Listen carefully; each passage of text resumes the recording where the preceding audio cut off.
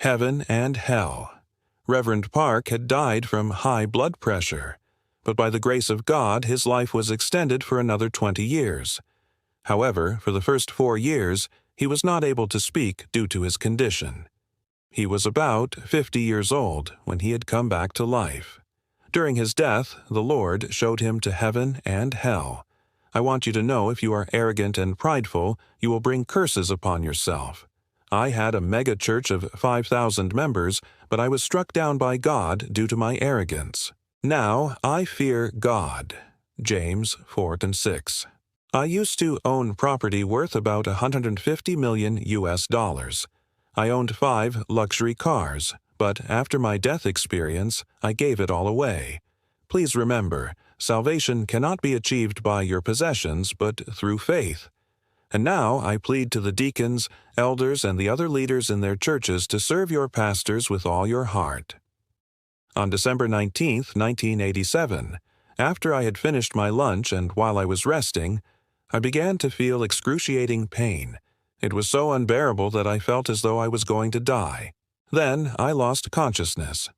I woke up 4 months later in a vegetated state, and my doctor told me that I would eventually die. All my body parts were mangled very badly from the paralysis, and my family had never allowed any of the church members to visit due to my horrible appearance. Then I finally died. When I died, I saw 2 people enter my room, but these people had entered into my room through the wall. I screamed, "Who are you? My house will crumble down if you do that." Then one said, "We are angels descended from heaven. We are from God's kingdom." A brilliant light shined from the angels. The angel to my right introduced himself. "I run errand for Jesus in his kingdom. Jesus called me and commanded me to go down to the earth.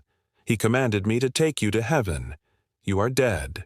But since your family cries out with so much sadness, he desires to grant you a little more time to live. But for now, he desires to show you heaven and hell. He will show you, and you will witness to the people of the earth. May the number of people, too, who end up in hell be decreased, and the number of people going to heaven increased through your testimony. This will be your mission. God instructed us to tell you not to delay. If you delay, you will not be able to visit heaven and hell." Then the angel to my left said, "The moment you were born, and until the moment you had died, I had been with you." At that time I did not understand what the angel had meant. Now I know. He was my guardian angel. So I said, "I cannot go. I will not go. I am a pastor. I cannot meet the Lord in this physical condition. I want to see him as a healthy person. I would probably be receiving more rebukes than compliments from the Lord. I am prideful and arrogant, and now I am cursed and sick. How am I able to enter heaven? I am so scared. Please go back to heaven and ask the Lord to heal me. Then come back and take me to heaven through my dream. Please ask for mercy on my behalf." But the angels were not listening to my arguments. They took my clothes off and said that they were too filthy to be wearing in heaven. They then clothed me in a white gown. Zech 3:4. They grabbed my hands and we flew straight up to heaven. We flew through the clouds, and as I looked down, I saw the earth becoming smaller. They let me go near an endless golden street. I saw a brilliant, shining light, too bright to look directly at. I said, "Where is the light coming from?" "It is from heaven," the angel responded. I thought, wow, it is huge. I saw groups of people in white gowns flying ahead. "Who are they?" I asked.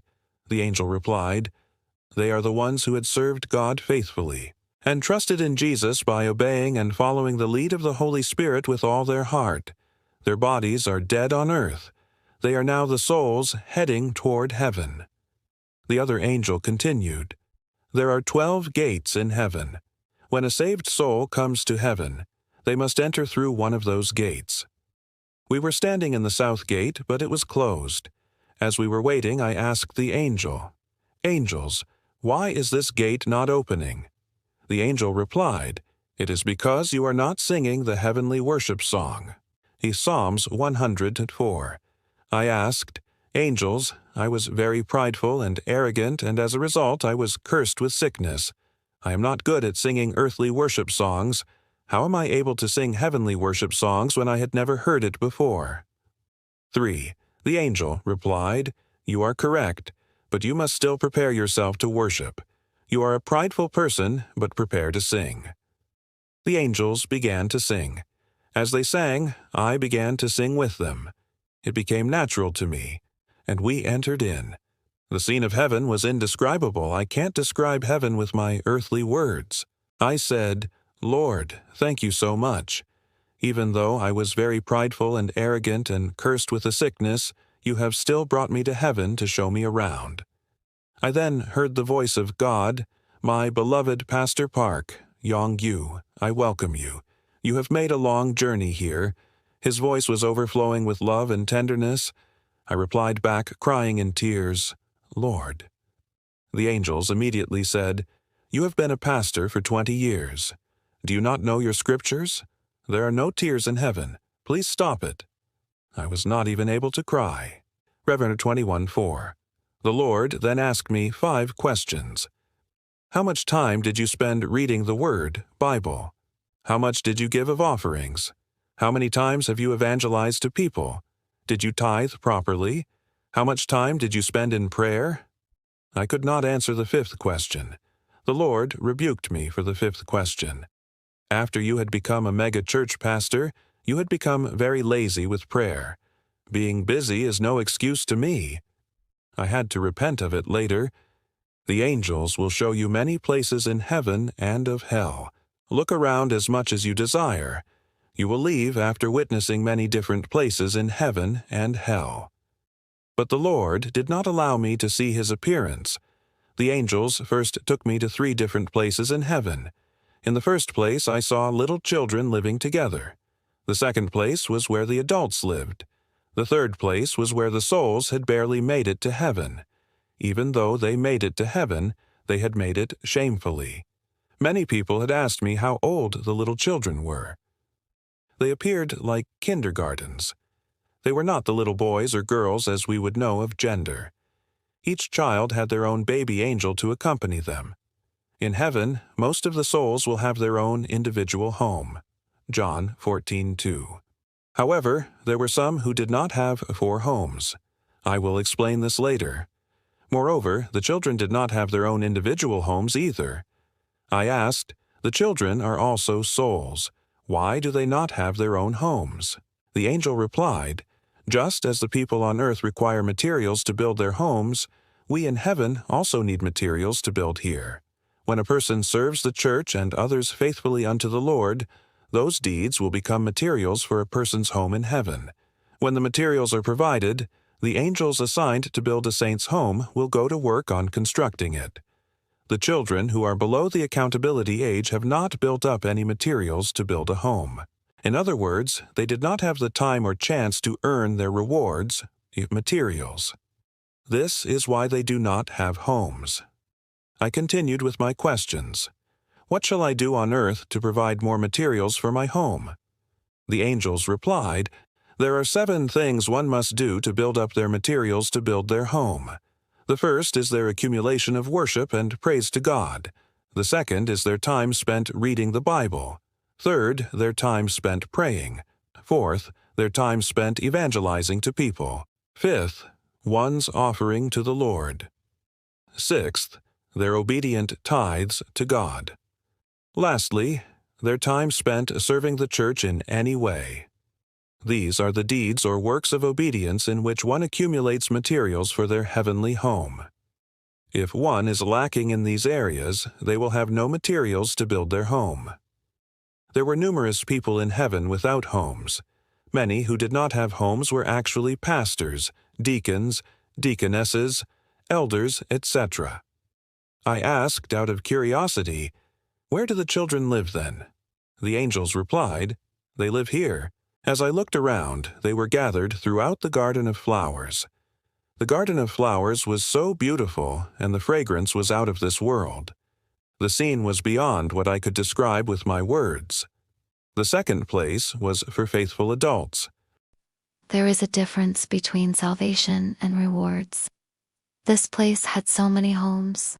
The homes were built with beautiful gems and rare stones. Some of the homes were as high as the highest 5 skyscrapers on earth. Those people who had faithfully served the Lord, while living on earth, had their homes built with beautiful gems and rare stones. In this particular place, all the people looked around the age of 20–30 years old. There were no men or women in regards to gender.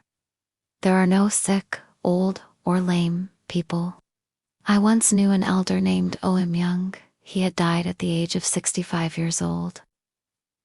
He was a very short man, as tall as second graders in elementary school. He had suffered from a rare disease called rickets. However, when it came to the Bible, he was a PhD. He had written many commentaries. I met him in heaven, and there he was, tall and handsome. He was no longer sick, but healthy. Heaven is a very wonderful place. I am so full of expectations. Please believe what I am saying, beloved people. The third place was for those who were shamefully saved. This particular village was enormous in size, several times bigger than the second place, where the homes were made of gems and rare stones. I arrived at this place at great speed, riding a golden chariot. It was very far from the other beautiful places I saw in heaven. I asked the angels, I see great wilderness and fields. Why do I not see homes? The angel replied, what you are seeing are homes. I saw huge, wide, flat houses, which reminded me of a large chicken coop or some type of warehouse. These homes were not glorious, but shabby. This village and homes were for the souls who were shamefully saved. There were numerous large-sized shabby-looking homes. This village is several times bigger than the place where rewarded souls reside. The angel said, do you see the 2 large homes, one to your right and one to your left? I answered, yes, I do see them. The angel said that he wanted to show me those 2 houses specifically. He said, the right home is for those who were pastors on the earth. The left home is for those who were elders on the earth. As we arrived to the front of the 2 homes, I noticed they were humongous. My jaw dropped. When we opened the door and entered, my first impression was, chicken coop. Instead of thousands of chickens living in their coop, I saw souls. The angels advised me to observe very carefully, because I would recognize some famous pastors from history. It was true. I recognized many pastors from history. I specifically picked out one pastor and asked the angel, I know that Korean pastor. I know how famous he was and the work he had done for the Lord. Why is he here? I do not understand. The angels answered, he never provided any building materials for his home. This is why he is living in a community home. 6. I asked out of curiosity, how did this happen? Why did he not have any materials? The angel answered, while he was a pastor performing the functions as a pastor, he had loved to be complimented by the people. He had loved to be honored. He had loved to be served. There was no sacrifice and servitude on his part. This particular pastor was greatly honored in Korea and is an icon within the Korean Christian history. But he had no reward. You pastor out there, please listen. You have to lead people to more than just Sunday morning services. You must visit them in their homes. You must take care of the poor, the lame, and old. The pastors who have served without sacrificing their lives and loved to be honored have no reward in heaven. After I had witnessed this scene in heaven and after I had come back to the earth, one immediately gave all of my possessions away, including my 5 luxury vehicles. Our life is but a moment. In the Bible, the average life is about 70 to 80 years old. But it is only God who knows when a person will die. Anyone can die before the age of 70 or 80 years old. I had decided to give everything away, even my clothes. The people I saw had received salvation in shame. They were pastors, elders, deacons, and lay believers. There were multitudes of elders and deacons in this flat, shabby home. But of course, It is much better than hell. However, why would anyone want to enter heaven in such a way? I will not end up in that shameful place.